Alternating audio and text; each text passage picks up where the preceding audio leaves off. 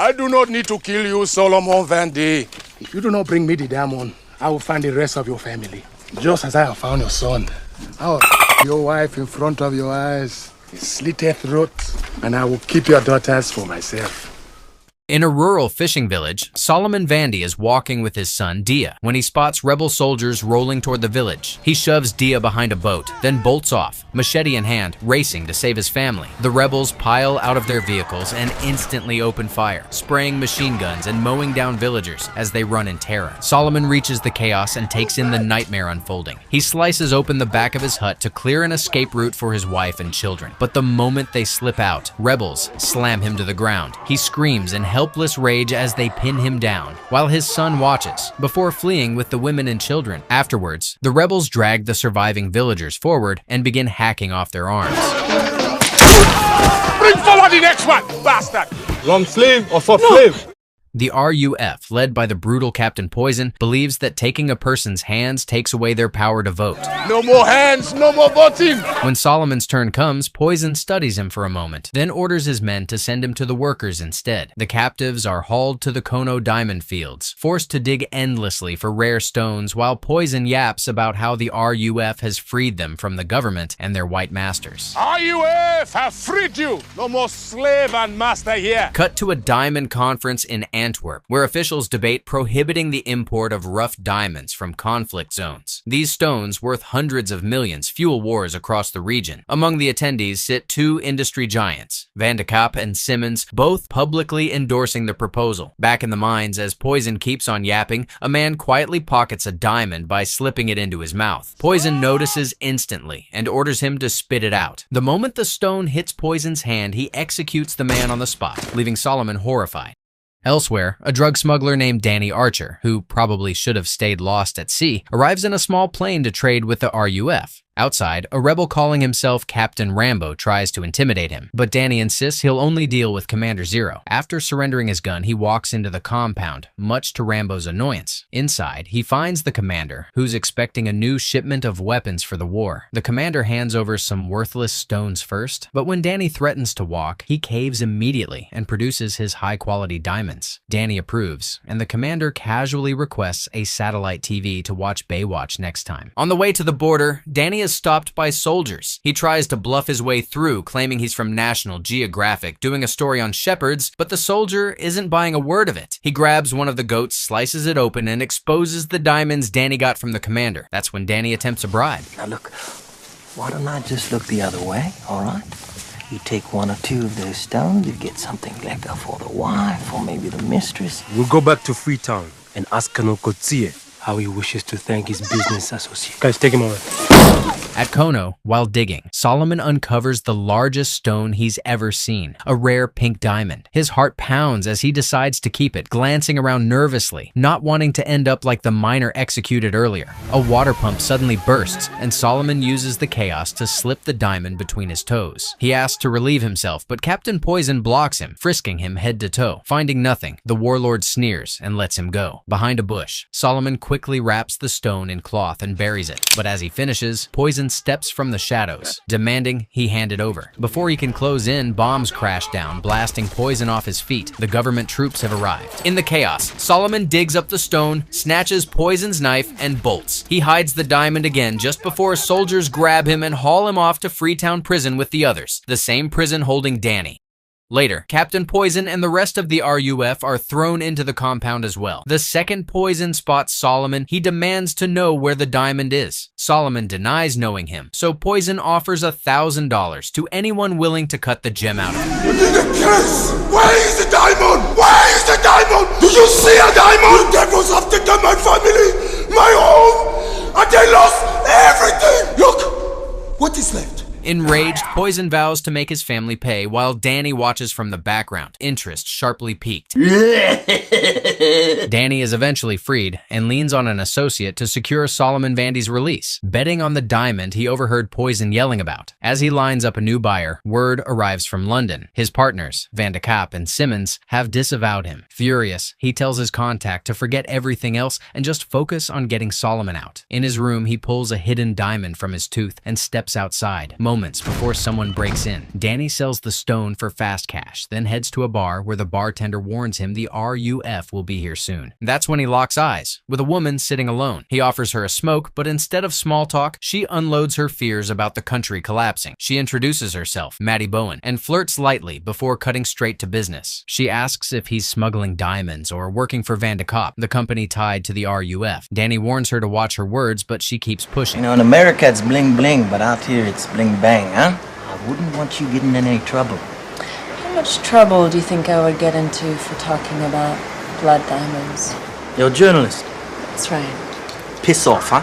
As a journalist, she points out that Liberia, the next-door neighbor, somehow made over $2 billion from diamonds it doesn't even have, while Sierra Leone, drowning in blood gems, shows nothing. She's determined to expose the supply chain, linking Van de Kaap to the rebels, and presses him for intel. What do you want from me, huh? You know all about Van de Kaap.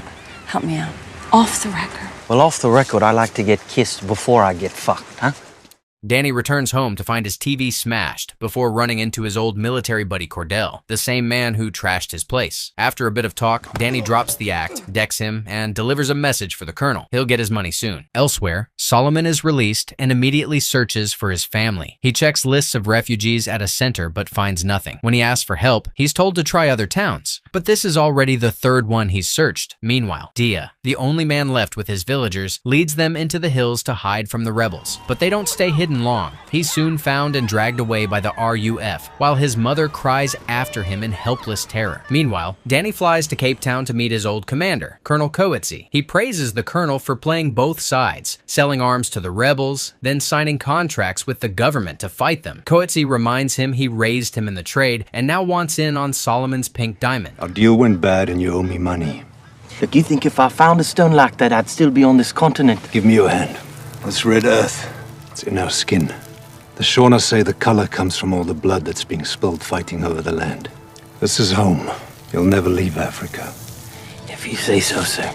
With no real choice, Danny returns to Sierra Leone, where he presses Solomon for the stone's location. But the desperate father, focused solely on finding his family, denies knowing anything. Elsewhere, Dia is brutalized in rebel training. Yes! Alongside others, he's beaten and taught in the ways of a ruthless soldier. They tell them their parents are weak and useless. They've done nothing but suck the blood from this country. But you are the heroes who will save this nation. You are not children anymore. You are men. Blindfolded, Dia is ordered to do the unthinkable, while Poison watches in the background, fully aware of who his father is. When the cloth comes off, Dia sees the dead man at his feet and recoils in horror. That night, Poison visits Dia, declaring he's now a soldier for the revolution. He grins, promising the boy anything he wants, and that he'll take care of him. At the bar, Danny picks up a gun from his bartender friend, who warns that the RUF are closing in on the capital. Might be time to get your family out, huh? Just fire up the chopper and fly away like you people. This my countryman. We here long for you came, long after you gone. That's when Danny spots Maddie again. They flirt and dance. But when she presses him about Van de Kaap, he gives her nothing. She's disgusted by his indifference to the lives lost over blood diamonds. But Danny just shrugs that her writing won't win any war. The next day, government forces sweep through Freetown, arresting civilians. Foreigners are ordered to evacuate immediately as the RUF closes in. Amid the chaos, Danny finds Solomon and offers him a deal. The right diamond can buy safety, information, freedom. But Solomon wants only his family. That's when Danny promises to help find them in exchange for the stone. Then, Freetown erupts. The RUF launches a full-scale assault, executing civilians and torching buildings as Danny and Solomon sprint for their lives. Up ahead, government troops try to hold the line, firing at the rebels, but they're overwhelmed by sheer numbers and rocket launchers. Danny drags Solomon through the smoke to an abandoned building packed with survivors. They hide inside a wrecked house, forced to watch people being cut down in the streets.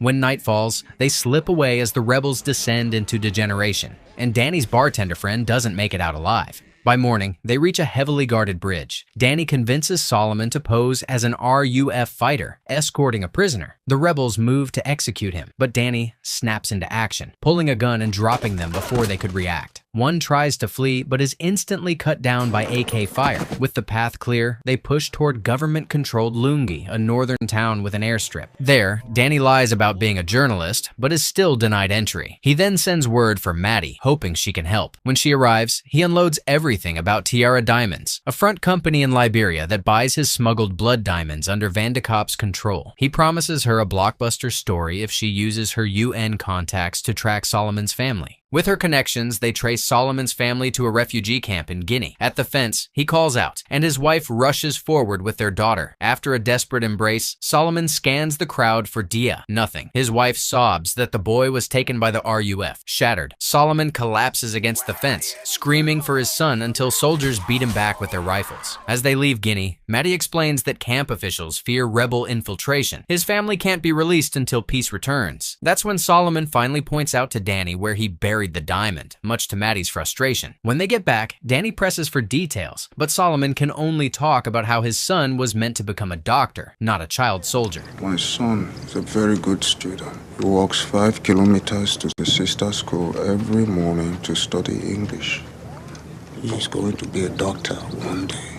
Frustrated, Danny heads inside and mocks Maddie's work. She fires back. She's tired of writing about dead mothers and severed limbs. It might make people cry, but it never stops the killing. I need names, I need dates, I need pictures, I need bank accounts. People back home wouldn't buy a ring if they knew it cost someone else their hand. I can't write that story until I get facts that can be verified, which is to say, until I find someone who will go on record. But instead of giving her something, Danny tries to convince her to get him and Solomon into the press convoy to Kono, insisting the diamond is Solomon's only chance to save his family. Maddie doesn't buy it. She knows Danny doesn't care about the family, only the stone. Left with no other choice, Danny spells everything out. After he smuggles stones across the border, local buyers pass them to a middleman in Monrovia. Customs get paid off, papers get forged, and suddenly the diamonds are Liberian and ready for export. From there, they're shipped to Antwerp, sorted without question, and by the time they hit India, the dirty stones are mixed with clean ones from around the world, now indistinguishable. And Van de Kopp knows about all this. When I get to London,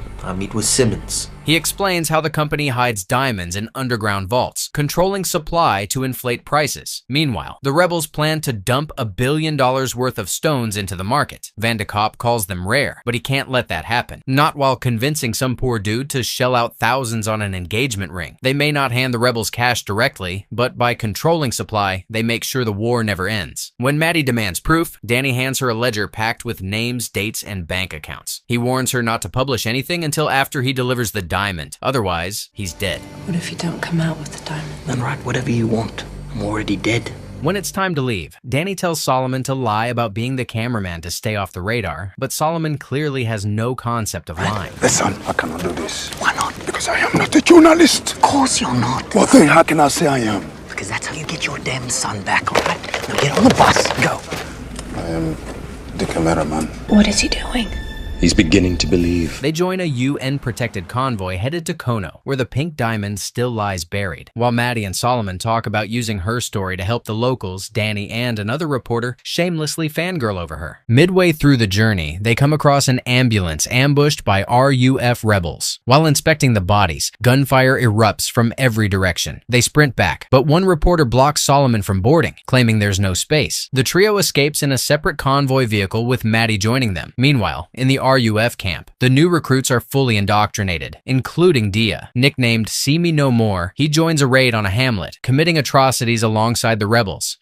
Back on the road, Danny, Solomon, and the reporters are ambushed again. Rebels slaughter everyone in the bus, then get into a firefight with the soldiers in the rear. When their driver is killed, Danny shoves the body out and takes the wheel, tearing through a village as the rebels close in. Pushing deeper into the forest, Danny eventually crashes the vehicle. The group abandons it and continues on foot. The next day, they stumble across the Kamagers, local militia defending their homes. Solomon warns Maddie not to make eye contact, then pleads that they're friends, not government troops or RUF, but the Kamagers don't look convinced. That's when Maddie uses her brutal Instagram-level charm to win them over. After Aura farming, the group is escorted to a small community where children gather, asking where they're from. Benjamin, the community leader, steps in and asks their mission. I'm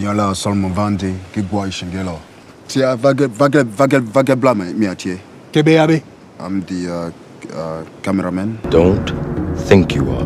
Know you are. Soon, they learn the settlement is a school meant as a safe haven for the children. Benjamin explains that many of these kids were taken by the RUF and forced into horrors, but the school is helping bring them back to life. Maddie joins the students in reading while Solomon plays soccer with the kids. Benjamin later tells Danny he's known most of the rebels since they were boys. The local commander is still afraid I will come after him with my ruler.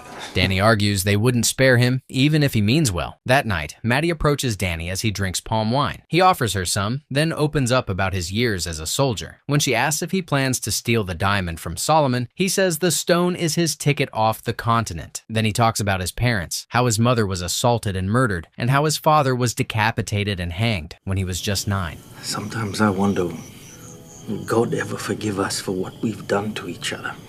And I look around and I realize God left this place a long time ago.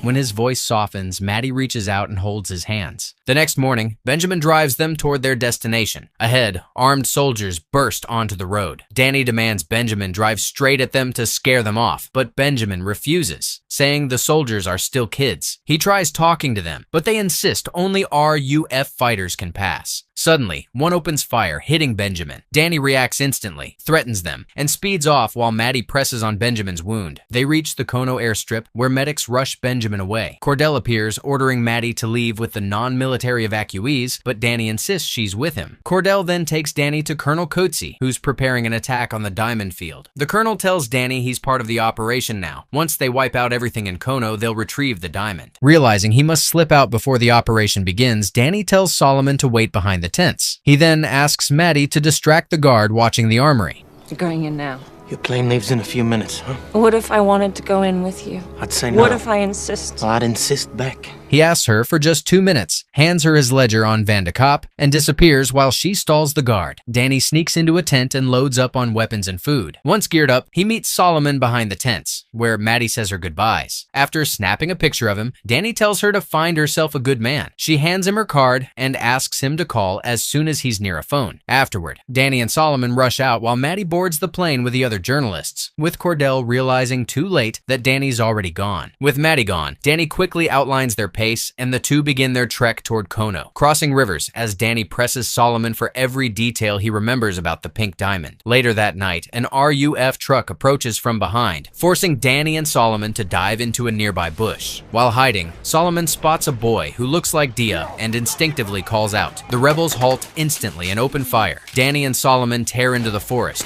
bullets snapping behind them. Danny drags Solomon to the ground and covers them both with branches, while the rebels miss them.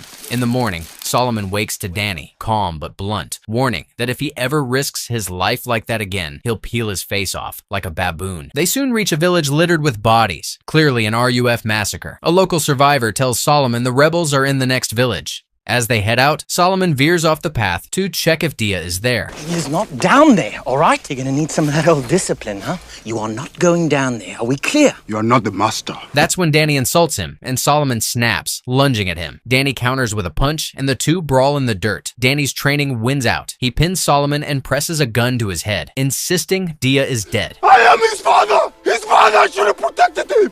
I must go find him! I cannot live without knowing! Shoot me if you want, but I'm going!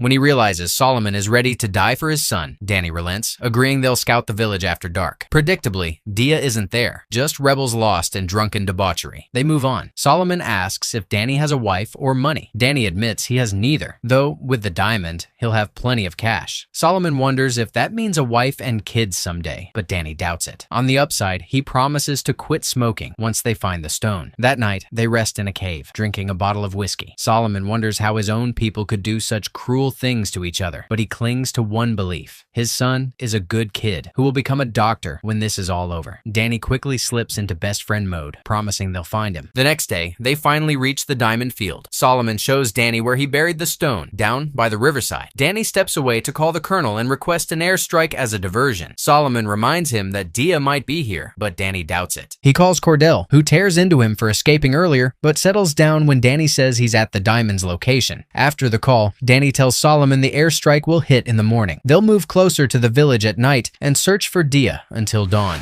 No movement, my friend. When it gets dark, Then we move in closer. Predictably, when Danny wakes, Solomon is already gone and he heads out to find him. Meanwhile, Solomon slips into the camp, desperate to find his son, as Danny, in full blackface, silently neutralizes a guard and takes his weapon. Disguised as a firewood collector, Solomon scans the camp until his eyes lock onto Dia. From the trees, Danny watches Solomon slowly approach his son. Dia instantly tells him to go away. When Solomon grabs his arm, insisting he's his father, the boy, fully brainwashed, starts screaming that Solomon is an enemy and a traitor. Rebels turn at the noise. To twist the knife, Dia shoves his father to the ground, yelling for them to shoot him, as Danny watches, unable to intervene. This might be the toughest moment in the movie, Dia looking his father in the eyes and choosing the rebels. Do you think there's still a way back for him, or is the brainwashing already in too deep? Let me know in the comments. The next morning, Poison laughs in Solomon's face, saying he knew he'd return. He admits he tried to find the diamond, but failed. Nearby, Danny hides behind a wall, waiting for the right moment. Poison orders Solomon to pick up the shovel and dig. When he refuses, he drags Dia forward, threatening to do unspeakable things to his wife and daughters. I'll your wife in front of your eyes, slit her throat, and I will keep your daughters for myself.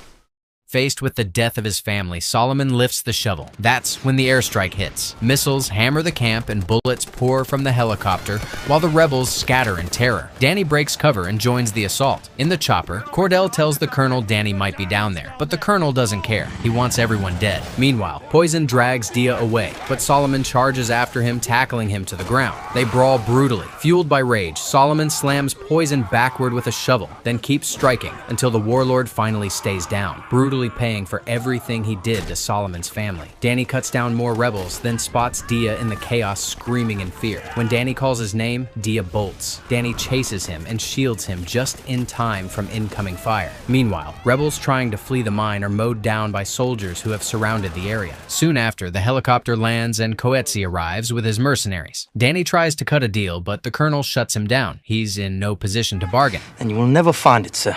But he will. Introduce me to your digger. Solomon Vendy. This Colonel Coetzee wants the diamond, huh? You will only tell me, sir. I promise you that. Let me talk to him, eh? Go on. Danny moves to Solomon and urges him to reveal where the diamond is buried. But when Solomon refuses, Danny returns to Coetzee and makes another offer. He tells us to end the deal, sir. 70-30. 60-40. I've already lined up a buyer. Agreed. Danny then drags Dia over, telling the colonel he can use the boy as leverage. Solomon will do anything for him. With Dia's life on the line, Solomon finally leads them to the spot. At the riverside, Cordell points a gun at Danny when he asks for a smoke. That's when Danny realizes they'll be killed as soon as the diamond surfaces. Thinking fast, he subtly warns Solomon. That's when Solomon starts digging, saying he's almost there. But in a split-second move, Danny disarms Cordell and kills the other mercenaries. The colonel fires back, but Danny returns a shot that drops him. With the mercenaries gone, Danny instructs Solomon to keep on digging. Then he notices blood soaking his clothes, but he says nothing. Not long after, Solomon unearths the pink diamond, and both men break into relieved smiles. But the moment they secure the stone, Dia picks up a gun and levels it at Danny. When Solomon tells him to stop, Dia swings the barrel toward his father. Tears stream down Solomon's face as he reminds his son of everything he once loved. His mother waiting by the fire every night, making plantains with his sisters, and Babu, the wild dog who listens to no one but Dia. I am your father who loves you, and you will come home with me and be my son again. Slowly, the boy's mind clears. Dia lowers the gun, and Solomon pulls him into a tight embrace. Suddenly, shots rip through the trees. Coetzee's remaining mercenaries closing in. Danny, Solomon, and Dia bolt into the forest. Once they're clear, Danny takes the diamond and radios his pilot to confirm he has the stone. The pilot subtly suggests ditching Solomon and Dia. A little farther on, Danny reveals the plane will meet them at the top of the gorge. When Solomon urges him to rest, Danny refuses, refusing to let go of the stone. As they climb, Danny's pace falters, and Solomon hoists him onto his back and keeps on climbing. Shortly after, the pain becomes unbearable, and Danny orders Solomon to put him down as the plane comes into view overhead. Solomon tries again to lift him, but Danny stops him. He can no longer go any further. He unwraps the diamond and stares at it, laughing softly. Moments later, he presses the stone into Solomon's shaking hand, telling him to run with Dia. He gives him Maddie's card and tells him to call her when he reaches Conakry. Danny also warns him not to trust the pilot, pilot, and to point the gun at him if he tries anything. With mercenaries closing in, Solomon and Dia climb toward the summit while Danny covers their escape. Once they're safe, Danny pulls out a satellite phone and calls Maddie as the enemy draws near. He tells her to meet Solomon and Dia in Conakry. When she realizes he's wounded, she wants to come help, but Danny looks up at the plane and smiles. With the last of his strength, he urges her to protect Solomon and Dia and make sure they reach London safely. I'm really happy I met you. You know that? I wish I could be there with you. That's all right. I'm exactly where I'm supposed to be. After the call ends, Danny sinks into the dirt, blood pooling beneath him. He scoops up a handful of red sand, remembering the colonel's words. The Shona say the color comes from all the blood that's being spilled fighting over the land. This is home. You'll never leave Africa. Taking in the beauty of Africa one final time, Danny Archer slips away. Sometime later, Solomon arrives in London and meets Maddie, who waits with her camera as he heads into a discreet meeting with Rupert Simmons, an executive for Van de Kopp. Simmons offers £2 million for the pink diamond, but Solomon refuses, agreeing to hand it over only after he's reunited with his family. When Simmons asks how he even knows Solomon still has the stone, Solomon simply smiles and walks out. Later, wandering through London, Solomon stops at a jeweler's window, staring at a glittering diamond necklace, finally understanding that what lies buried in one part of the world is priceless in another. Later, he returns for another meeting, exchanging the pink stone for a briefcase full of money, just as his family steps off a private jet and runs into his arms. Meanwhile, Maddie secretly photographs the entire exchange. She's now ready to expose Van de Kopp's role in the blood diamond trade. Solomon's gem is quietly sealed away in an underground vault. With Maddie's reporting and the devastating photos and footage of Sierra Leone's victims, she exposes how conflict diamonds fuel war, exploit civilians, and destroy families. Once the story breaks, people in South Africa rise up, protesting Van de Kopp and his associates. Solomon reads Maddie's story and sees Danny honored as a hero. The moment hits him hard. Soon after, he's called to speak at an international conference in Kimberley, where he'll testify to the horrors of blood diamonds, turning his family's suffering into a force for real change. In January 2003, 40 nations signed the Kimberley Process, an effort to stem the flow of conflict diamonds. But illegal stones still slip through, and it's up to consumers to demand proof their diamonds are conflict-free. Sierra Leone is at peace now, yet across Africa, 200,000 child soldiers remain. Remember, the Third World is not a world apart. This film stands out as one of the most powerful war dramas of its era. After Blood Diamond came out, jewelers began reporting a surge of buyers asking where their stones came from and whether they were tied to conflict. That ripple effect was created by this film alone. Tell me your thoughts on this film and which war movie you want next. Thanks for watching.